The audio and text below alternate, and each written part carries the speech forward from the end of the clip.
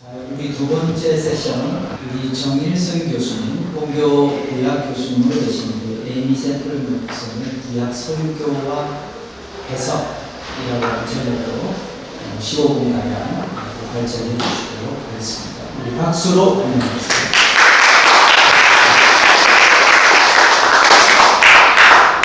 저는 에이미 샘플 맥퍼슨 목사님의 구약 설교와 해석에 관한 연구를 했습니다. 에이미 샘플 맥퍼슨의 그 대중 설교자로서의 그 명성이나 영향력에 비하면 그 맥퍼슨의 설교에 대한 그 성서 신학적인 연구가 많지 않습니다. 제 연구는 맥퍼슨이 남긴 그 대표적인 설교 중에서 특별히 구약 본문에 대한 그 설교를 선정해서 분석한 일종의 기초 토대 연구인데 오늘 간략하게 맥퍼슨의 구약 설교와 해석의 특징을 살펴보려고 합니다. 설교 분석을 위한 그 연구 방법을 먼저 말씀드리면 그 맥퍼슨의 설교와 예언 사역 그리고 각종 저술을 집대성에서 출판한 5권의 시리즈가 있습니다. 여기 여러분 화면에서 보시는 것과 같이 The Collected Sermons and Writings of Aimee Semple McPherson 이 책을 설교 분석을 위한 1차 자료로 선정을 했습니다. 그리고 이제 맥퍼슨이 이제 구약 성서에서 최소 이제 2번 이상은 설교 한 책을 중심으로 그 해당 본문에 대한 성서 해석의 그 특징이 무엇인지 제가 준비를 해봤습니다. 사실 그 설교라는 게 성경 본문을 해석하는 거 그 이상의 영역을 물론 이제 포함하기는 하는데 그래서 그 설교자로서의 그 맥퍼슨에 대한 논평은 사실 이거는 설교학의 영역이기도 해서 제 연구에서는 비중 있게 다루지는 않았습니다. 맥퍼슨 설교집의 그 설교 본문이 색인으로 명시되어 있는 그 설교 편수는 총 142편입니다. 맥퍼슨의 대표적인 설교들이 수록이 되어 있기 때문에 맥퍼슨의 설교와 그 해석의 특징을 분석하기 위한 표본 자료로는 적합하다고 생각이 됩니다. 구약과 신약 설교 횟수를 제가 한번 좀 쭉 찾아보면서 도표를 정리해봤는데 여러분 보시는 이 화면과 같습니다. 자, 보시면 이제 구약에서 42회, 그리고 이제 신약에서 100회, 구약 성경에서 이제 전체 분포를 보면 약 30% 정도의 설교를 수록하고 있습니다. 설교집 그 5권의 그 시리즈를 좀 살펴보면 맥퍼슨이 주로 이 신약 복음서와 사도행전을 중심으로 설교했다는 것을 알 수가 있습니다. 맥퍼슨의 구약 설교는 이제 권별로 이제 분석을 해보면 그 화면에서 보시는 이 책들 레위기나 여호수아나 역대상, 에스라 지금 이 책들은 이제 단 한 번도 설교 본문으로 등장하지 않습니다. 보면 구약 성서 39권 중에서 20권이 설교 본문으로 채택이 되었습니다. 맥퍼슨의 구약 설교 가운데 이제 빈도수가 높은 책을 순서대로 보면 이제 시편 5번, 그리고 열왕기하, 이사야, 아가서 4번, 각각 4번이라는 의미입니다. 여러분 화면에서 보신 것 같고요. 구체적으로 이제 설교 본문으로 사용된 그 본문의 장절은 다음과 같습니다. 그리고 우리가 구약 성경 구분법으로 보면 오경에서 6번, 그리고 역사서에서 12번, 그리고 시가서와 지혜문헌에서 12번, 그리고 예언서에서 12번 이렇게 설교를 수록했습니다. 물론 이제 빈도수만 중요한 게 아니고 이제 어떤 제목 설교가 아니라 이제 맥퍼슨 목사님이 어떤 채택된 본문을 중심으로 약간 이제 본문 중심의 설교를 하는 그런 본문 설교의 중요성도 이제 고려를 해보면 또 맥퍼슨의 설교에서 우리가 중요하다고 볼 수 있는 책은 창세기, 말라기서, 그리고 스가랴, 룻기, 시편, 아가서로 평가를 해볼 수가 있고요. 이 본문들을 통해서 우리가 맥퍼슨의 설교에 나타난 성서 해석의 특징을 가늠해 볼 수가 있습니다. 큰 틀에서 그 설교자로서의 그 맥퍼슨에 대해서는 간략하게 저는 2가지만 언급해보고 싶습니다. 이 오순절 운동의 전통 아래 그 방언의 은사와 생명 세례, 그리고 기적적인 치유를 강조하는 그런 설교자셨고, 또 포스퀘어 복음이라는 그 자신만의 설교의 주제를 개발하고 발전시켜서 설교와 목회의 방향을 명확하게 했던 설교자로 평가를 하고 싶습니다. 맥퍼슨의 이제 구약 설교와 그다음에 해석의 특징을 제가 한 4가지 정도 좀 나눠봤는데 세부적으로 좀 말씀을 드리겠습니다. 세부적으로 이제 맥퍼슨의 구약 설교와 이 해석은 먼저 첫 번째로 전형적인 이 알레고리적 오형론적 해석의 특징을 보여주고 있습니다. 알렉산드리아에 살던 이 유대인들로부터 시작된 이 알레고리적 해석은 성경 주석가 필로에 의해서 받아들여졌고요. 오랜 기간 동안 이 성경 해석에 굉장히 많은 영향을 미쳤습니다. 알레고리적 해석과 오형론적 해석은 이 구약 성경에 있는 그 어떤 특정 요소를 상징으로 본다는 면에서는 동일합니다. 근데 이 미묘한 차이점이 있는데 알레고리적인 해석은 그 구약 성서 본문의 이 구체적인 요소를 추상적인 개념으로 이해를 하는데 이 모형론적인 그 해석은 이전에 구약 성서에 나타났던 어떤 사건을 그 이후에 이제 신약 성서 사건에 대한 어떤 모형이나 예표로 간주한다는 면에서 약간 차이가 있습니다. 사실 맥펄슨의 그 구약 설교와 해석은 쭉 제가 보면 대체적으로 이제 알레고리적인 해석이 위주지만 그 맥펄슨 목사님이 설교에서 이제 모형이라는 그 단어를 많이 사용하고 있고 또 일부 구절에서는 모형론적 해석을 적용했기 때문에 편의상 이제 이 둘을 같은 범주 안에 포함을 시켰습니다. 예시를 한번 보겠습니다. 자, 여러분 보시는 요거 창세기 24장 설교입니다. 한번 쭉 붉은 글씨로 된 부분을 여러분 좀 유심히 이렇게 보시면 좋겠는데요. 하나님 아버지의 모형인 아브라함, 아들 예수의 모형인 이삭, 성령의 예표이며 하나님으로부터 신부를 찾도록 보내신 하나님 엘리에셀 쭉 보시면 되게 전형적인 알레고리적 해석입니다. 사실 맥퍼슨뿐만 아니라 이 본문을 이렇게 해석해온 역사가 있습니다. 여러분 아시다시피 이제 창세기 24장은 아브라함의 늙은 종이 이삭의 신부감을 구하러 가는 이야기인데 이제 화면에서 보시는 것처럼 맥퍼슨은 아브라함은 이제 하나님 아버지의 모형, 이삭은 예수의 모형, 하나님 엘리에셀은 성령으로 그리고 리브가는 신랑을 만나기 위해서 부름받는 이 신부의 몸의 모형으로 이해하고 있습니다. 알레고리적인 해석은 우리가 이제 성경에서 보는 문자적 의미 뒤에 숨어져 있는 그 의미를 찾는 그 해석 방법이에요. 그래서 본문을 읽으면서 우리가 1차적이고 문자적인 의미보다는 본문을 이제 문맥에서 좀 분리해서 이해하려고 하기 때문에 어떤 면에서 보면 이제 누구나 동의할 만한 보편적인 성서 해석과 멀어지기도 합니다. 그 알레고리적인 해석은 그 성서 이제 해석자도 그렇지만 설교자의 주관적인 그 해석에 치우칠 수도 있고 설교자의 해석이 이제 성경 위에 덧붙여져서 마치 더 권위 있는 것처럼 오해될 소지도 있습니다. 맥퍼슨의 설교에서는 이제 또 보면 이제 알레고리적 해석에서 한 단계 더 나아간 이제 적지 않은 이제 영해라고 부르는데 spiritualizing 영적 해석도 우리가 살펴볼 수 있습니다. 까마귀와 비둘기라는 제목의 설교를 한번 살펴볼까요? 보시면 이제 까마귀 관련해가지고 까마귀는 얼마나 사탄의 모습입니까? 또 비둘기 사랑스럽고 부드럽고 그 은혜로운 태도면에서 참으로 성령이 아름다운 모양입니다.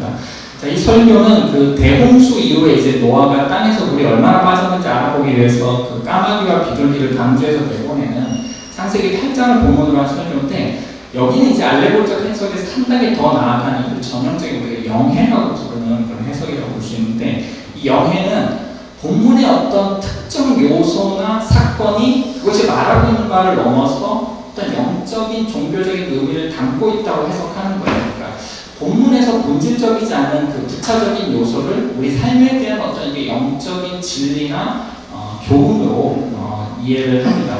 이 설교의 예를 보면 이제 까마귀가 실제 까마귀를 의미하는 것이 아니라 사탄의 모습이고 우리 삶의 잘못된 불신앙적인 태도를 의미한다고 추정하는 거죠. 그리고 이제 맥퍼슨은 비둘기가 사랑스럽고 부드럽고 은혜로운 성령의 모형이고 우리 삶 가운데 이런 비둘기와 같은 신앙의 태도, 성령 세례를 갈구하는 마음을 구해야 한다고 촉구를 합니다. 이러한 이 영적 해석, 이 spiritualizing에 좀 난감한 점은 하나 뭐냐면 이게 이제 성경 저자가 본문에 명확하게 의도한 것인지 본문에 정말 중요한 주제로 볼 수 있는지 이제 납득할 만한 논리적 그 근거를 찾기는 좀 어려운 부분들이 있습니다. 우리가 이제 본문을 정말 있는 그대로 읽으면 까마귀는 까마귀일 뿐이고 비둘기는 그냥 비둘기일 뿐이죠. 까마귀가 강제로 돌아오지 않는 것처럼 비둘기도 나중에는 강제로 돌아오지 않기 때문에 까마귀의 행동에 너무 과도한 의미를 과연 우리가 부여할 수 있을까? 그리고 창세기 8장 본문에서 이제 까마귀와 비둘기에 대해서 단순한 새 이상의 어떤 영적 교훈을 과연 의도했는가 이걸 이제 우리가 해석하는 입장에서 근거를 찾기가 좀 쉽지는 않습니다. 이제 이런 영적인 해석, 영해를 할 경우에 이제 성경 본문이 독자에게 굉장히 심오하게 보일 수는 있는데 이게 이제 설교자가 잘하면 좋은데 이제 본문에 과도하게 이제 의미를 부여할 위험도 있습니다. 이제 이런 해석을 우리가 이제 보통 우리가 이제 주석, 엑서지소스라고 하는 게 아니라 이제 사석, 아이세지소스라고 하는데 이제 역사적으로 보면 사실 그 유대인 랍비들이 미드라시에서 많이 했던 그런 해석이기도 합니다. 두 번째로 맥퍼슨의 설교에서 나타나는 그 또 다른 그 특징으로 이분법적 그리고 사분법적인 구분과 사유를 뽑을 수가 있습니다. 우리가 이제 맥퍼슨 설교집을 보면 이 설교의 제목만 개관해봐도 맥퍼슨이 얼마나 이 이분법적 또는 사분법적인 구분과 사유를 즐겨하는지 알 수 있는데요. 예를 들어서 이제 신약 설교뿐만 아니라 구약 설교의 제목을 보면 숫자 2나 숫자 4가 종종 사용되고 있고요. 그리고 A와 B, A 그리고 B 이와 같은 유형의 설교 제목이 많습니다. 여러분 이제 PPT에 후기에서 한번 대표적인 설교 제목 한번 보시죠. 두 사진, 거짓 목자, 산 목자, 화면들 이렇게 한번 보시고요. 이 설교 제목에서도 이제 이분법적 사유를 볼 수 있듯이 그 맥펄슨의 설교를 보면 이제 현실이나 어떤 신앙의 다양한 이슈에 대해서 흑 아니면 배 이렇게 다양한 개념의 어떤 대조를 축으로서 그 설교가 진행이 되는데 대표적인 한 예로 그 거룩과 세속의 이분법적인 구분 이걸 우리가 자주 등장하는 걸 볼 수가 있는데요. 룻기 설교를 한번 예로 한번 볼까요? 이 설교에서 보면 이제 그 맥펄슨은 룻이 이제 길을 떠나는 그 사건을 통해서 세속으로부터 떠나는 그 삶을 강조하고 있고 이 세속적인 삶과 어떤 신앙과 엄격하게 구분하는 이제 이분법적인 그런 사유를 하고 있습니다. 지상의 것들은 매력을 잃었습니다. 이것은 어떤 매력이 있습니까? 설교하시잖아요. 그렇지만 이제 거룩한 삶으로의 어떤 초대를 강조하면서 세상을 이제 세속으로만 치부하려는 이 이분법적인 접근도 과도하게 되면 자칫 일상의 삶이나 어떤 신앙을 평가절하하게 될 그런 우려도 있습니다. 거룩과 세속의 구분만큼 균형도 중요하겠죠.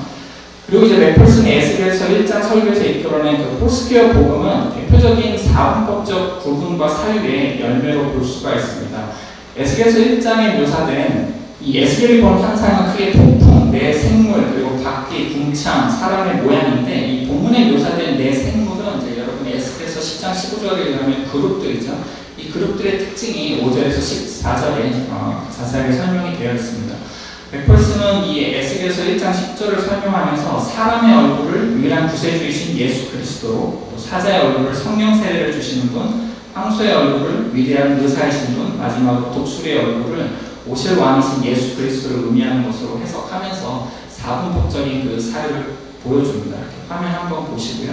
붉은 글씨로 된 부분을 자세히 보시면 좋겠습니다. 천천히 넘길게요. 기독교 전통에서 그 에스겔서 1장의 네 생물의 환상을 마태, 마가, 누가, 요한의 그 4복음서로 보는 경우도 있었지만 맥펄슨은 더 나아가서 에스겔서 1장에 나오는 그 네 생물의 환상을 포스퀘어 복음에 대한 상징으로 이해하고 설교를 했습니다. 그 현대 성서학의 견해는 물론 이제 그 맥펄슨의 견해하고는 조금 다른데요. 그 현대 성서학에서는 그 네 생물이 지닌 그 사람, 사자, 소, 독수리의 모습에서 각 동물이 각 얼굴이 각 생물들의 대표를 상징한다고 해석을 합니다. 그러니까 사람은 피조물의 대표고 사자는 들짐승의 왕, 그리고 이제 소는 가축의 왕이고 이제 독수리는 새들의 왕 이렇게 보고 있습니다. 그러니까 맥펄슨이 이해했던 그 각각의 상징에 대한 그 설명하고 또 구약 성서의 의미도 조금 차이는 있는데 그럼 여러분 책을 한번 보시면 좋을 것 같습니다. 모형뿐만 아니라 그 맥펄슨의 설교에서 이제 자주 반복되는 그 주목할 만한 다른 용어는 세대입니다. dispensation. 소위 이제 그 전형적인 그 세대주의적인 입장을 따르지는 않는데 그 맥펄슨의 많은 설교에서 보면 맥펄슨 나름대로의 그런 세대주의적인 그런 시대의 구분과 사유가 눈에 띄는데요. 여러분 여기 지금 화면에서 보시는 것처럼 성부와 성자와 성령의 그 시대적 부분이 나오는데 이제 이런 부분들이 이제 우리가 세대주의적 발상의 이단이라는 것을 볼 수가 있습니다. 오늘 조문 교수님께서도 그 히브리서 13장 8절 9절의 해석에 대해서 이제 발제를 하셨는데 그 성부 하나님도 또한 구약 시대나 신약 시대나 현재나 동일하시기 때문에 성부와 성자의 성령 이 시대적 부분에 이제 우리가 이제 의도는 다 이제 알지만 어떻게 보면 또 논리적 모순도 있을 수 있고 의미가 좀 퇴색될 수 있는 부분도 있는 것 같습니다.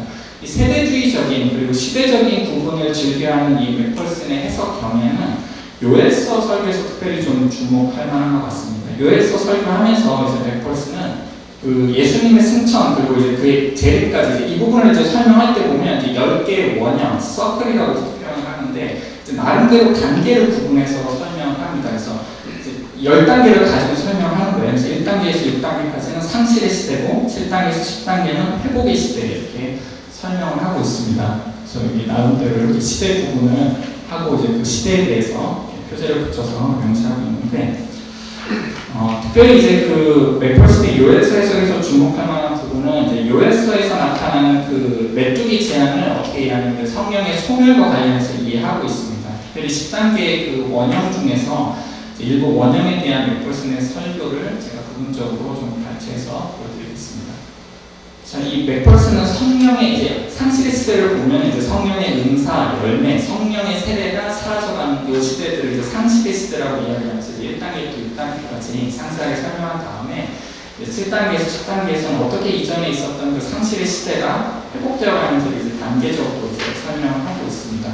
9단계에서는 이제 그 메뚜기가 소멸시켰던 그 시기가 이제 회복되는 걸로 이제 묘사하면서 이제 성령 세례 같은 경우는 늦은 비로 명시하고 요엘서의 영의 부흥 사건도 이제 늦은 비로 표현을 합니다. 마지막 단계에서는 예수 그리스도의 재림을 소망하면서 이제 맥펄슨의 설교를 마무리하고 있습니다. 이제 이런 예를 통해서 볼 수 있듯이 그런 맥펄슨의 설교는 전형적인 그 세대주의자들의 이제 여러분도 시간에 배우셨겠지만 그 시대 구분하고는 좀 차이가 있는데 이제 세대주의적인 그런 구분, 사회의 성향은 좀 두드러진다고 평가할 수가 있겠습니다. 그 외에 이제 그 맥펄슨의 설교의 특징에 대해서 제가 이렇게 쭉 한번 명시해 놨는데 마무리하겠습니다. 성서 해석의 역사에서 이제 알레고리적 해석이나 모형론적 해석이 이제 과도한 적용을 하게 되면 이 그릇된 성경 해석을 많이 낳지만 이제 요나가 큰 물고기 뱃속에서 살아난 것이 이제 예수님께서도 친히 어떤 자신의 부활의 모형이라고 말씀을 해줬던 것처럼 이 성서의 일부 본문에는 분명히 이제 모형론적인 요소가 있고 초대교회와 중세교회에서도 수용됐듯이 알레고리적 그 해석이라는 방법 자체가 문제가 되는 건 아닙니다. 이 맥펄슨의 구약 설교와 해석은 이제 에스겔서 1장이나 이제 요엘서 같은 이제 일부 본문의 경우는 이제 알레고리적인 그리고 모형론적인 해석하고 또 이제 세대주의적인 그런 구분과 사회에 편향된 특징은 있지만 전체적으로 보면 이 맥펄슨 목사님의 설교 해석은 구약과 신약의 연관성에 근거한 그 정경 신학적 해석에서 벗어나지 않습니다. 사실 이 설교를 제가 글로 봤지만 정말 그 굉장히 감동이 있는 그런 설교였고 오늘 제 연구에서는 그 맥펄슨의 모든 설교를 면밀하게 다루지 않고 대표적인 예만 중심으로 제가 성서 해석의 특징을 논했지만 이제 향후에 좀 기회가 되면 이제 후속 연구에서는 이제 구약 성경 좀 장르별 원별로 이제 맥펄슨 목사님의 설교와 해석이 보여주는 좀 차이점 그런 더 세밀한 부분에 관심 갖고 연구를 좀 해보고 싶었습니다. 감사합니다. 정혜수 교수님께서 맥펄슨의 설교 해석에 대해서 발제해 주셨습니다. 5 세션 두 번째 발표 황상 교수님께서 또 맥펄슨의 신유 사역과 현대 목회 상담 상관성경 여러 가지 제목으로 그만큼 좋은 논문을 준비해 주셨습니다. 우리 황 교수님 박수와 함께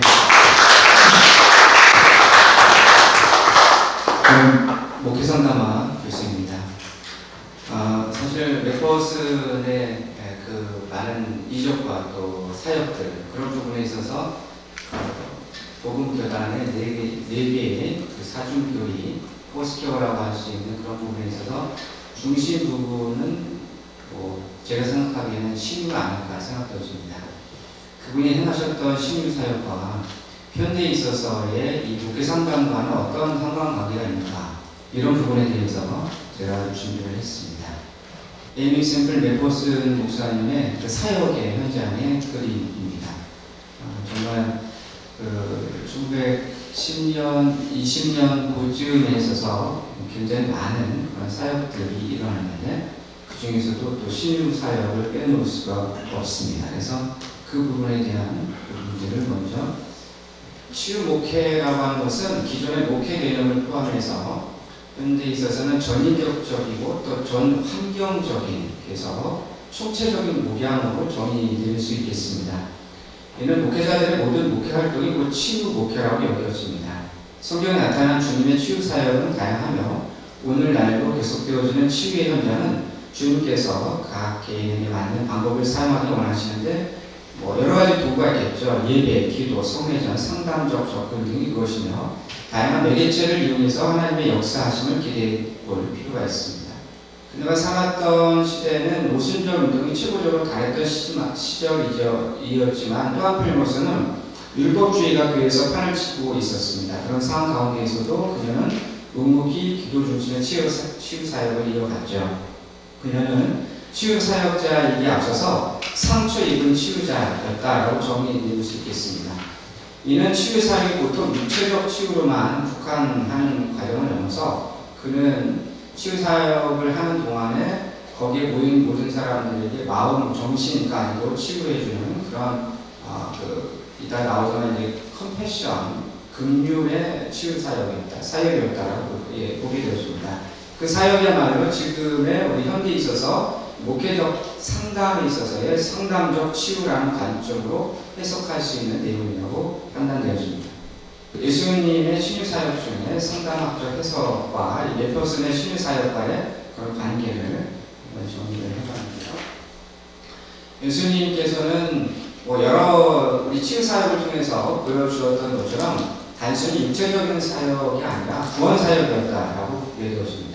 그 구원 사역이라는 것은 전인적인 치유를 뜻하고 인간의 지정의가 조화된 몸과 영신과 영혼의 모든 장애를 치유하고 병든 상태를 구원하는 전인의 합의의 치유라고 정의될 수 있겠습니다.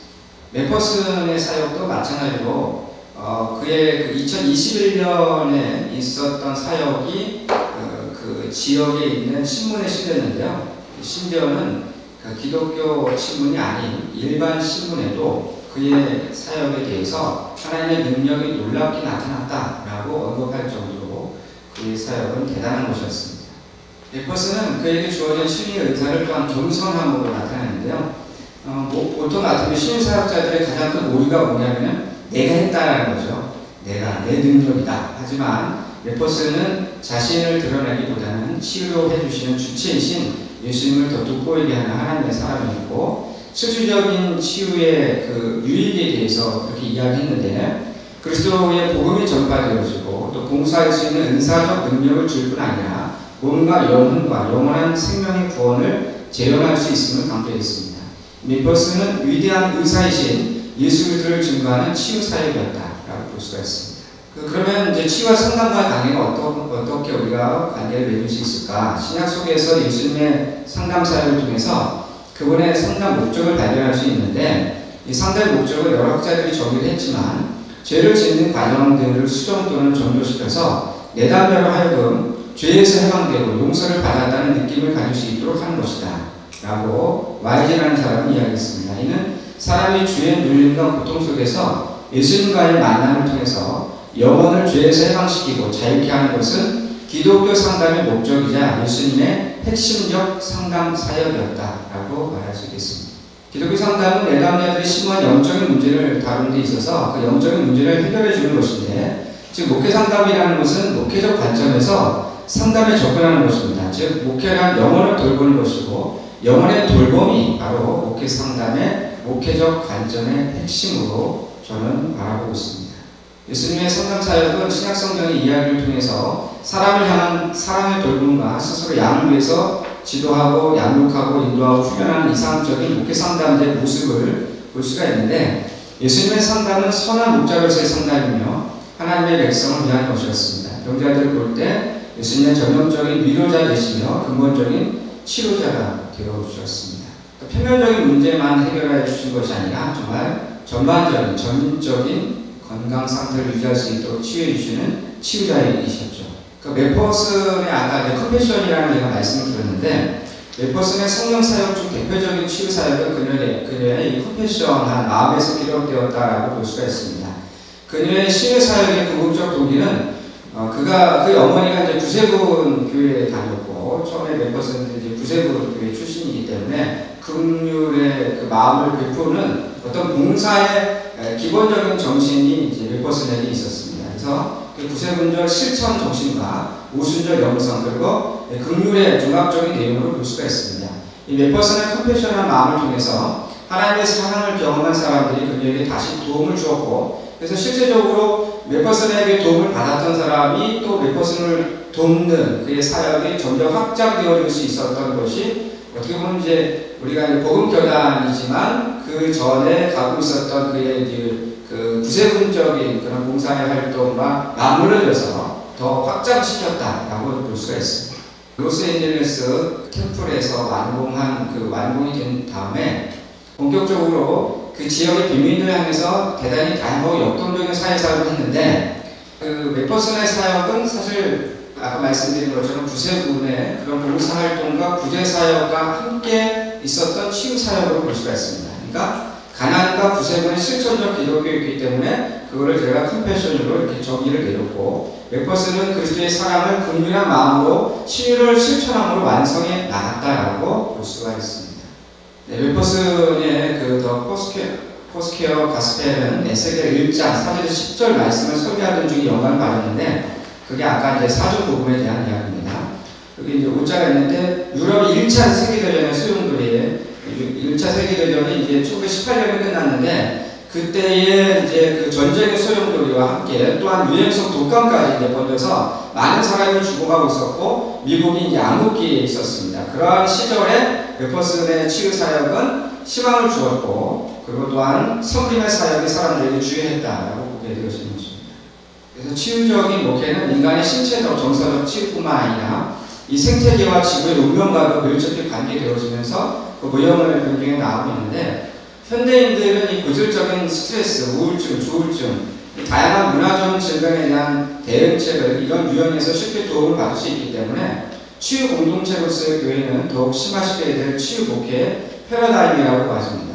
그래서 어떤 육체적인 질병을 고쳤던 맥퍼슨의 모습이 긍휼로서 그 시대의 사람들을 구원하는 거라면은, 지금 이 시대에는 상담학적으로 마음의 벽을 갖고 있는 사람들을 고쳐주는 것도 맥퍼슨의 치유의 사역과 동등한 입장으로서의 지금 목회자들의 사역으로 이렇게 볼 수가 있는 것입니다.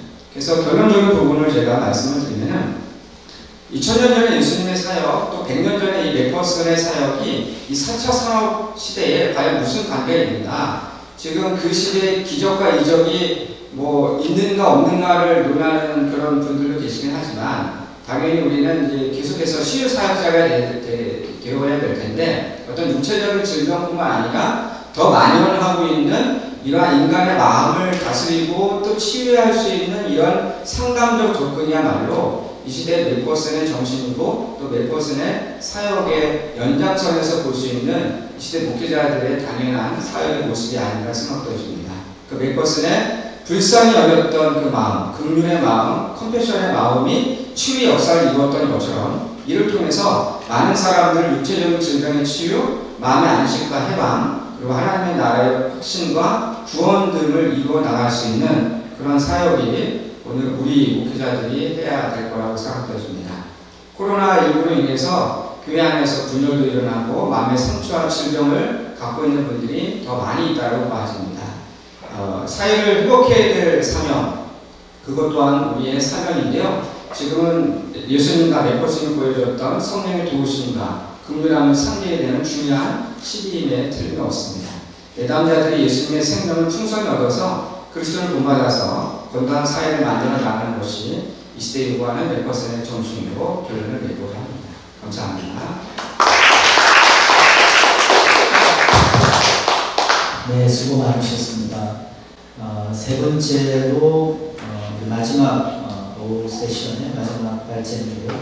우리 조교 교수님께서 그 김신홍 목사의 사역이 불스켜주는 메시지라는 제목으로 발제를 해주시도록 하겠습니다. 우리 지금 역사신학을 가르치시는 교수님이십니다. 우리 조교 교수님 박수로 환영하도록 하겠습니다. 감사합니다. 수고하셨습니다. 지루하지 사진을 보면서 쭉쭉 설명하고 4시 5분까지 마치도록 하겠습니다. 제 얼굴이고요. 자, 김 목사님 얼굴입니다. 자, 김신홍 목사님이 포커스지만 김신홍 목사님과 우리 맥퍼슨 목사님의 비교를 좀 했습니다. 우리 김 목사님은 아시다시피 우리 거신대학교 설립자이시고 대성학원 산하에 6개 학교가 있었고 지금은 5개 학교입니다. 그리고 우리 교단, 폴스교 교단을 들여왔고 여러 가지 큰 사역을 많이 했는데 오늘 그 사역이 오늘날에 어떤 메시지를 주나 같이 나누도록 하겠습니다. 우리가 늘 사도복음하면 맥퍼슨의 구원 성령세례 신일 재림만 얘기하는데 저는 영역면에서 사준복음적인 사역이 있다. 이건 예외 없이 목회를 한다면은 요 네 폴스교적인 영역의 사역과 관련돼 있다. 목회자를 한다면 자기 개인에 대한 사역이 있고 그 다음에 자기가 속한 교회 공동체를 향한 사역이 있고 또 교단에 속해 있습니다. 교단적인 사역이 있고 더 나아가 지역사회에 대한 복음 전파의 사역이 있습니다. 이 네 가지 영역적 측면에서 사역을 감당한 것을 우리 김신호 목사님이 한 사역을 구조화해서 제가 분석을 한번 해봤고, 이것이 오늘날 우리 폴스케어 목회자들 또 성도들에게 어떻게 사역할 것인가, 어떤 영역을 사역할 것인가, 약간 어떤 인사이트를 좀 얻었으면 하는 바람입니다. 앞부분에는 뼈커스 목사님의 신학 대결을 연구했다면 제가 마지막에 준 이유는 어떻게 보면 우리의 고민은 현재 사역이잖아요. 그래서 현재 사역에 기존에 주었던 폴스케어가 어떻게 적용되었을까, 우리 김 목사님의 케이스 스터디를 통해서 인사이트를 얻기를 소망합니다. 먼저 개인적 측면, 우리 김 목사님의 사역을 본다면 강한 이 소명이 있었다. 저는 이것이 모든 사역의 출발점이라고 믿습니다. 소명. 우리 김 목사님 아주 유명한 소명이 있는데, 미국에서 오시자마자 1970년대에 새벽 기도 하시는데 한참 기도 중에 오른쪽, 여러분들 오른쪽 그림 같은 환상을 보셨습니다. 갑자기 앞이 환해지더니 우리 김 목사님이 마치 대형 스크린 앞에 있는 것 같은 느낌을 받으셨답니다. 그러면서 보니까 수많은 사람들이 저렇게 무적행으로 떨어져 가고 있다는 것입니다. 근데 자세히 보니까 완전히 떨어지지 않고 허공에 대롱대롱 매달려 있었습니다. 그러면서 어떤 소리가 들었냐면 40,000, 4만 명이잖아요. 40,000, 4만이라는 뚜렷한 음성이 들렸고, 그 환상이 곧 사라졌는데 김 목사님은 당신도 우리 5,840 이거를 외우면서 딱 환상에서 깨어났다는 것입니다. 그러면서 김 목사님 이걸 당신의 강한 소명으로 받아들이는데, 우리 김 목사님의 글로 표현하다 이렇게 해석했습니다. 자, 이 환상의 의미는 이것이었다. 장차 우리 학교 범인 대성학원 산하의 6개 학교 학생 수가 8,000명이 될 것이다. 학생 수가 8,000명이 될 것이고, 자, 그 학생들마다 평균 5명의 가족이 있다면 5 곱하기 8,000명은 4만 명이 된다는 것이다. 자, 바로 이것이구나. 하나님께서 내게 주신 사명과 하나님께서 나를 통해 역사하시고자 하신 뜻은 바로 3년에 걸쳐 4만 명의 영혼을 구원하는 사업이었구나 하는 것을 깨달았다. 학생들이 3년 동안 있을 동안 그 가족의 5가족을 합해서 4만 명을 전달했다니 강한 소명.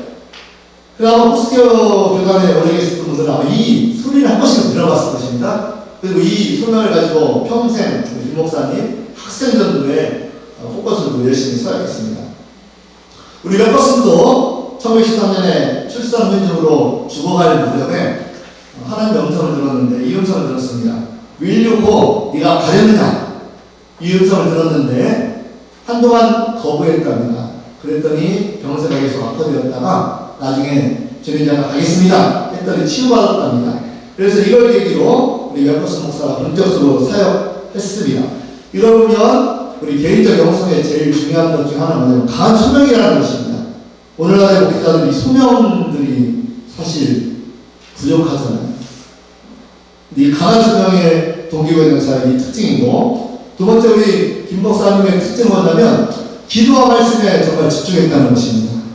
먼저 이 기도를 보시면 우리 김 목사님 제가 갖고 있는 이 자료를 입장을 보면 저렇게 왼쪽 그림처럼 표를 만들어서 앞면이고 뒷면도 있습니다. 네모칸을 쳤쓰고 한 번 기도할 때마다 짝대기 한 번 넣어서 5번 기도한 발을 정자 쓰고 한 칸이 채워지는 것입니다. 이렇게 앞부분 뒷부분 채워서 당신의 기도문이 쭉 있습니다. 기도문을 쭉 한 번 듣고 이렇게 끊임없이 기도하는 기도 습관이 있었다. 그리고 아마 그간분들은 아시다시피 우리 목사님은 1970년 목사 자분으로 계속 저녁 금식을 해오고 계십니다. 현재는 쉽지 않은 것인데 이렇게 여러 번 또 40일기도 넣으시고, 이걸 보면 김 목사님 영성을 쓰는 기도였다. 그리고 우리 김 목사님의 영성의 또 다른 핵심이 뭐냐면 하나님 말씀에 대한 끊임없는 탐구다. 그래서 우리 목사님 보시면 배우려는 자세가 탁월합니다. 많은 목사들이 목사로부터 다른 분에게 배우려고 하는 그런 게 부족한 면이 있잖아요. 근데 우리 목사님 요즘 힘이 딸리셔서 못 오시는데 제가 목회가면 늘 여기 앞에 와서 배우려고 하는 열정이 대단합니다. 이것이 우리 김 목사님의 개인적 영성에 정말 중요했다. 자, 우리 김 목사님 영성의 또 다른 특징을 본다면 정말 이 융합적 사고가 있다. 그래서 여러분들 보시는 그림은 이 대성학원 그림입니다. 우리 김 목사님 사역의 특징은 이 교육과 목회의 융합이라고 볼 수가 있겠습니다. 이런 특징을 갖고 있고, 그리고 이것을 늘 염두에 두고 학교는 목회지로, 목회지는 또 교육의 현장으로 이런 융합적 사역을 하고 있다. 제가 멤버슨 사진을 따로 하지 않았지만 우리 멤버슨은 이 문화적 융합이 강했다. 우리 교수님들이 얼핏얼핏 얘기한 것처럼 설교할 때도 다양한 영상, 시각적 효과를 이용해 설교하고 이런 융합적 사고가 강했다. 이런 거 보면 오늘날 우리 목회 현장에서 이 단지 목회만 생각하는 것이 아니라 목회와 어떤 사회와의 융합을 갖는 사고가 아니지만 필요하다. 이런 생각을 해봤습니다. 또 번째 교회적 측면을 본다고 김 목사님의 교회적으로 크게 사역을 도모하는 것은 옛들 교회를 세우고 성장하신 것입니다. 대동교회. 자, 1970년 초에 오셔서 했는데 우리 김 목사님과 유명한 일화가 있습니다. 탐수 선교사님과 오자마자 선교 사택을 되게 중요시 여겼습니다. 그래서 김 목사님은 교회 건물을 짓기를 되게 원하셨습니다. 그래서 결국 김 목사님의 소원이 이루어져서 1973년 4월 1일 날 건물이 완공된 그 다음에 건물이 72년 완공됐고 3년에는 담임 목사가 됐고 그때부터 우리 대전목교회가 개척 5년 만에 최소 1,000명 이상의 제독교회를 가진 그런 큰 대형교회로 성장하게 되었다. 멤버스도 마찬가지입니다. 멤버스 왜 성장했냐? 엔젤스 템플을 1923년에 세우면부터 본격적으로 성장했습니다. 이걸 보면 어떻게 보면 건물적 인프라도 중요하고 그리고 그로 인해서 또 인적 인프라 이런 것을 다 구비시킨 개교의 이 성장이 우리 김 목사님의 중요하고 오늘날에도 이 개교가 어떤 식으로든 성장하는 것이 또 우리 사회의 중요한 한 부분이다 이런 생각을 해봅니다. 교단적 측면으로 나 우리 김 목사님의 큰 공헌은 첫 번째로 여성 사회의 선도적 역할을 했다는 것입니다. 자, 옆에 초가집 같은 것은 대성학교의 첫 번째 초기 그림이고 가운데 그림은 우리 김신호 목사님이 1970년 졸업식 사진. 그 당시에 유학 간다는 거 쉽지 않은데 66년에 우리 김 목사님이 5명 아이를 두고 유학 가셔서 70년 중반에 돌아오셨습니다. 쉽지 않은 가부장적인 사회에서 정말 탁월한 여성도 할 수 있다는 그 목회적 관점을 가지고 유학 가는 것. 이런 거 보면 우리 김 목사님의 큰 공헌 중에 하나는 여성사역의 신기원을 이루었다. 우리 멤버슨도 비슷하게 여성사역의 신기원을 이루었는데 멤버슨 목사와 김신호 목사의 차이점은 뭐냐면 제가 보기엔 김 목사님은 그래도 가정적인 걸 되게 소중히 여깁니다. 목회는 해도 가정을 잘 돌봐야 된다는 것입니다. 근데 반면에 우리 멤버슨은 그게 상당히 부족해서 우리 멤버슨 목사의 가장 약점 중에 하나가 이 가정을 잘 못 다루고 남편과의 관계가 안 좋았다는 것입니다. 그러면서 김 목사님의 이런 여성사역에 있어서 특징이 있다. 우리 김 목사님의 교단적으로 또 특이한 것은 폴스교 교단을 한국에 도입한 것입니다. 그래서 1969년 말 탐수 목사가 왔고 70년 초에 탐수 목사가 와서 교단이 세워졌고 그리고 본격적으로 사역한 것은 1984년에 우리 한국인 총회가 설립되었고 그 다음에 1985년에 김신호 목사님이 처음 총회장이 되는 것입니다. 이 폴스교를 도입한 것 교단적으로 큰 공헌이었고 우리 김 목사님의 사역에서 잊지 못할 그런 공헌으로 생각됩니다. 다음으로 우리 김 목사님의 중요한 공헌 중에 하나는 이 교단과 세워질 뿐 아니라 이것을 한국의 지배적 태양 장로교통이잖아요. 여기에 어떻게 하든지 정착하려는 무지한 노력을 했다. 그 노력 중에 하나가 한편으로는 대성학원이었고 또 다른 편은 여러분들 흑백 사진 보는 것을 보면 김신영 목사님이 대전 YWC에 의해서 회장님을 오래 하셨습니다. 그 목적이 하나 뭐냐면 YWC라는 어떤 기독교 봉사단체를 통해서 이 폴스교 사역을 적극적으로 알리려고 했던 것입니다. 제가 사진은 첨부하지 않았지만 우리 안기석 장로님도 기도원협회에 오래 사역을 하면서 폴스교가 되게 생소한 노래인데 대외 협력 사역을 하면서 널리 알렸고 대성학원도 널리 알리는 그런 귀중한 사역을 했습니다. 이런 면에서 김 목사님이 우리 폴스교를 알리는 데 큰 공헌을 했던 것을 우리가 인정해야만 할 것 같습니다. 다음으로 김 목사님 보시면 또 교단적으로 선교 사역의 확장을 크게 기여했습니다. 여러분들 이 오른쪽에는 이 이 건신대학교 우리 학생들, 이 학생들을 통해서 교육시키고 다시 파송하는 사역을 했고, 왼쪽은 직접 우즈베키스탄 이쪽에 가셔서 선교를 오랫동안 하셔서 많은 이 조선족들을 전도하셨습니다. 그래서 이런 면에서 김신호 목사님의 교단 측면에서 큰 공헌을 했다. 그리고 다섯 번째, 차세대 리더의 양성에 큰 공헌을 했습니다. 여러분들 흑백 사진, 왼쪽 사진은 우리 대한복음신학교 초기 학생 졸업 사진이고, 오른쪽 사진은 여러분들 우리 학교 건신대학교 초기 사진입니다. 자매결 사진인데, 이 학교를 통해서 또 비공식적으로 유학을 보내고 여러 채널을 통해서 교단의 차세대 리더를 양성했다. 이러면서 우리 김 목사님의 교단의 큰 공헌이 있다고 할 수 있겠습니다. 사회적 측면을 본다면 우리 김 목사님의 큰 공헌은 뭐냐면 YMT를 통해서 학생만이 아니라 학부모들도 많이 전도했다는 것입니다.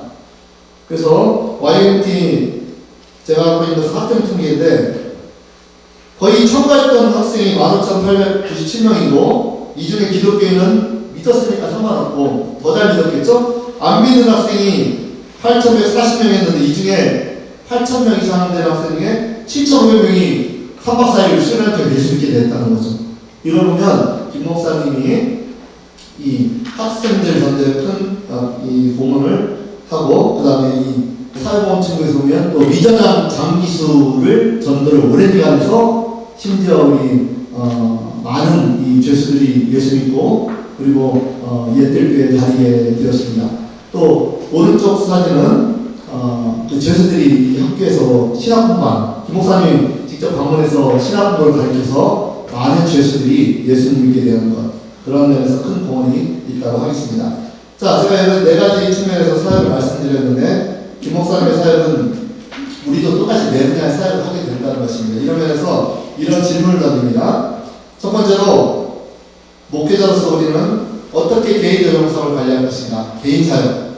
두 번째, 우리가 섬기는 교회 공동체를 어떻게 이끌 것인가? 교회 차원에서. 세 번째, 어떻게 교단과 기독교 연합사역에 협력하며 성장할 것인가?